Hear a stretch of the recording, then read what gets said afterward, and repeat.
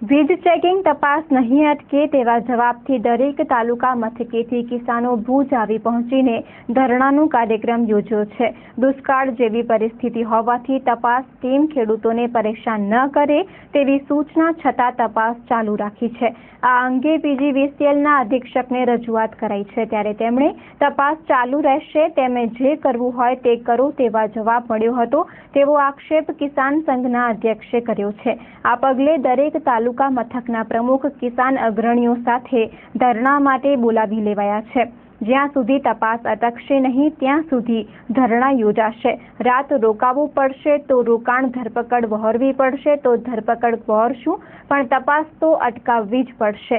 ઉપરથી તપાસ ન કરવા સૂચનાઓ પણ અપાઈ છે, છતાં પણ તપાસ ચાલુ શા માટે રાખવામાં આવી છે તે સમજાતું નથી। રાજ્ય સરકારનું ખરાબ લગાવવા આ તપાસ આદરીને ખેડૂતો અને પોલીસને સામસામે ભીડવવા માટે તપાસ ચાલુ રખાઈ છે વગેરે પ્રશ્નો કિસાન અગ્રણીઓએ કર્યા હતા। કચ્છ જિલ્લા કિસાન સંઘના પ્રમુખે આ અંગે ચંચળ ન્યૂઝ સાથે વાત કરી હતી। અમે આજે રજૂઆત જે કંઈ પીજીવીસીએલે છેલ્લા 2 વર્ષમાં 126 અને 135ની જે ખોટી રીતે દંડ કરેલા છે ખેડૂતો ઉપર, એની રજૂઆત અમારા છેલ્લા 2 વર્ષથી સતત અમારી રજૂઆત હતી અને આગામી જે અધિક ઇજનેર હતા એને જોડે પણ ખૂબ જ ચર્ચા થયેલી હતી। એનું વલણ પણ સારું હતું, પોઝિટિવ હતું અને છેલ્લા 1 મહિનાથી આ આખો મામલો અમે સરકાર જોડે લઈ ગયા છીએ અને ગઈ 15 તારીખના સ્વરૂપભાઈ જોડે પણ અમારા કચ્છ જિલ્લાના પ્રતિનિધિ, જે અમારા પ્રમુખ, જિલ્લાના પ્રમુખ, હું મંત્રી હતો ત્યારે આની જ પણ ચર્ચા થઈ છે અને સરકારનો ખૂબ જ અભિગમ સારો છે અને ટૂંક સમયમાં કાંઈક પણ સરકાર આનો નિર્ણય લેવું છે। અને આજે પરિસ્થિતિ જ્યાં ઊભી થઈ ત્યારે કાલે અમારી વાંઢાઈ મુકામે અમારા જે નવી કારોબારીની વરણી માટેની બેઠક હતી તે દરમિયાન આ કચ્છ જિલ્લાની અંદર મોટે પાયે અને ચેકિંગ ઝુંબેશ આ સર્કલ દ્વારા ચાલુ કરવામાં આવી ત્યારે અનેક ખેડૂતોના અમારા માજી પ્રમુખ શામજીભાઈ મેત્રાના ઉપર ફોન આવ્યા અને ત્યારે જ અમે નિર્ણય લીધો કે ભાઈ કે આ જે વસ્તુ બનેલી અને આપણી વાત પણ થઈ ગયેલી છે, છતાં પણ આવું જો વર્તન કરતા હોય અને પછી ત્યારબાદ અમારા માજી પ્રમુખ શામજીભાઈએ આ અધિક ઇજનેર જોડે ટેલિફોનિક વાત કરી અને વિનંતી કરી કે ભાઈ અત્યારે દુષ્કાળ વર્ષ છે, આ છે અને સરકારનો પણ અભિગમ સારો છે તો તમે ઉતાવળ ન કરો। એટલે એના જવાબમાં કે બેફામ જે જવાબ હતો કે અમારું આ કામગીરી ચાલુ રહેશે અને તમારાથી જે કાંઈ થાય તમે કરી લો। તો આનામાં અમને એ સમજ સરકાર અને આ અધિકારી આવું વર્તન કરે ચલાવી લેવામાં આવે નહીં। અને 2 દિવસ પહેલા આ એના કોર્પોરેટ ઓફિસ છે એના એમડીનો પણ આની ટેલિફોનિક આવેલી છે કે ભાઈ હમણાં કચ્છ જિલ્લામાં ખેડૂતોને ડિસ્ટર્બ કરતા નહીં, છતાં પણ આને આ વર્તન ચાલુ રહ્યું છે। તો ના છૂટકે અમારે ટૂંક જ સમયમાં આટલા તાલુકાને સૂચના આપી અને મીડિયાનો જે પ્રચાર ને પ્રસાર હતો એનું જે આ ખેડૂતોની વેદના બધું સાથે મળીને આજે એનું અમે આજે જ્યાં સુધી આ અમને હૈયાધારણા અધિક ઇજનેર નહીં આવે મારી કામગીરી બંધ નહીં રાખું ત્યાં સુધી અમે આ ચાલુ રાખવાના છીએ।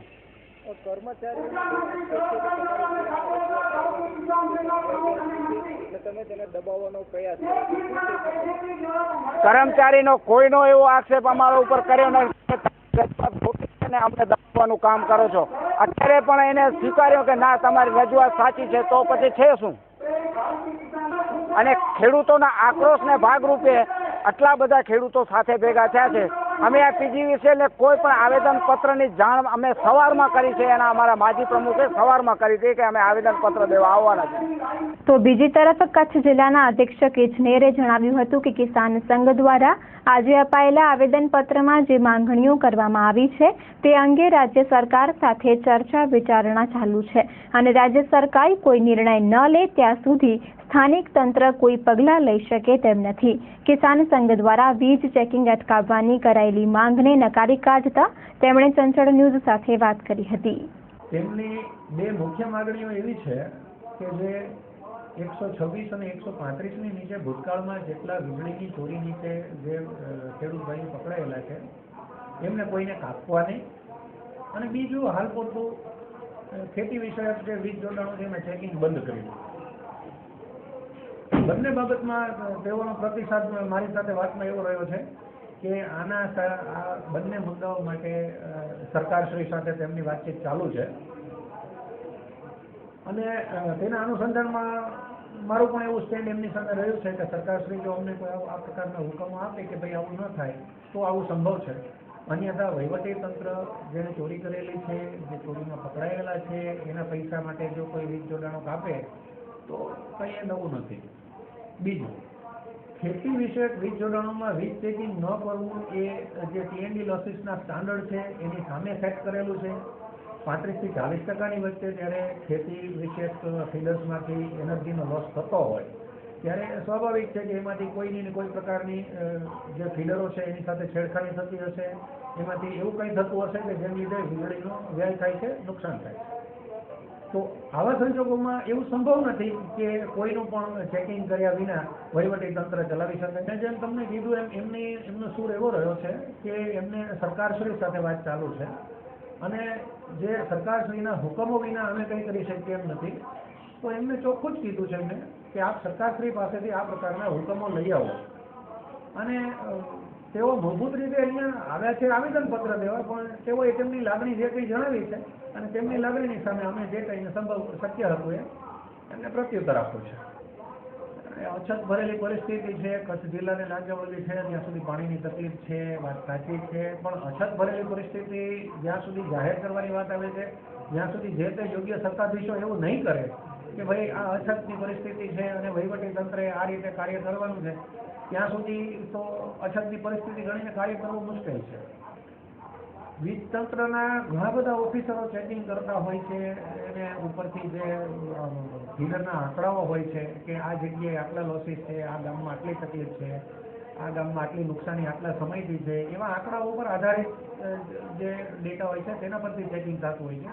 અને ચેકિંગ કરવા કોઈ વ્યક્તિ જાય છે તો એને ખબર પણ નથી હોતી કે કયો માણસ ક્યાં છે અને પછી જે કોઈ માણસ ચોરીમાં અથવા કોઈ પ્રકારની ગેરરીતિમાં પકડાય છે અને જો એમ કહે છે કે હું વિશિષ્ટ આ વ્યક્તિ છું અથવા તો ખેડૂત છું અથવા આ છું અને મને હેરાન કરવામાં આવે છે, તો એવો તો પ્રશ્ન ઉદ્ભવતો નથી.